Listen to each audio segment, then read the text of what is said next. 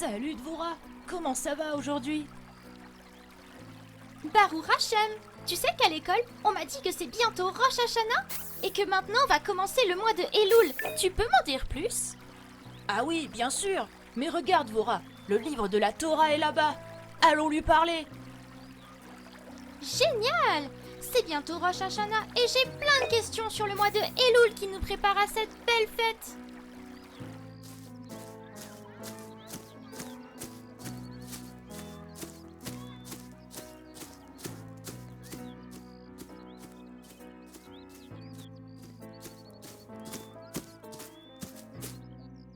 Bonjour les enfants, que puis-je faire pour vous aujourd'hui?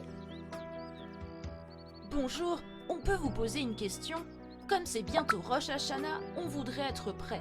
Et on nous a dit que le mois de Elul est fait pour ça, c'est vrai?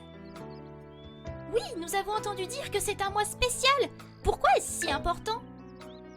Et oui, bravo, le mois de Elul est comme une période de préparation avant le Nouvel An juif. C'est le mois où nous prenons le temps de réfléchir à nos actions de l'année passée et de nous améliorer pour l'année à venir. Mais ça nous arrive de faire des bêtises, alors qu'est-ce qu'on doit faire?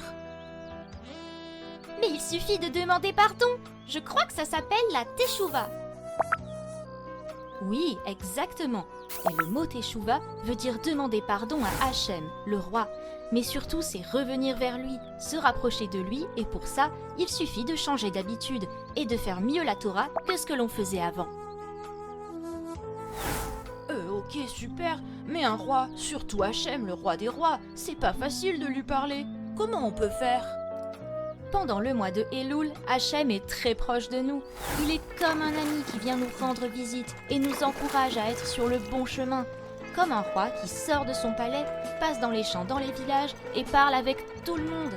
Alors oui, c'est rare. Vous savez, normalement, le roi est dans son palais et c'est quasi impossible d'aller lui parler. Là, on a de la chance. On peut vraiment lui parler et lui demander ce que l'on veut.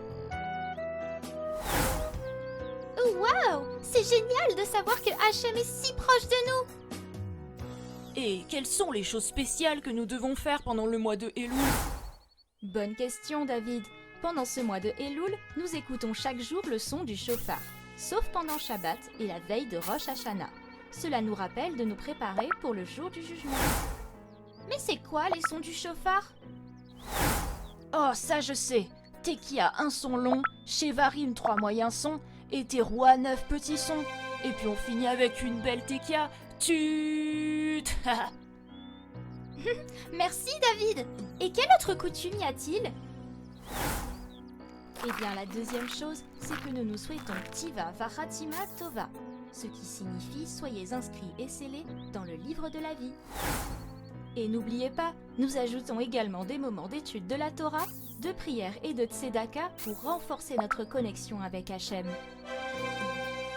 Les prières spéciales que l'on ajoute pendant le mois de Elul sont les slirot.